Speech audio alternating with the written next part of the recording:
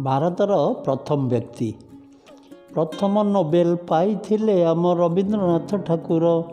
ରାଜେନ୍ଦ୍ର ସିଂହ ଯେ ପଦାତିକ ମୁଖ୍ୟ ହୋଇଥିଲେ ଭାରତର। ପ୍ରଥମ ଭାରତ ICS ସତ୍ୟେନ୍ଦ୍ରନାଥ ଠାକୁର। ପ୍ରଥମ ପ୍ରଧାନମନ୍ତ୍ରୀ ଭାରତର ହୋଇଥିଲେ ଜବାହର।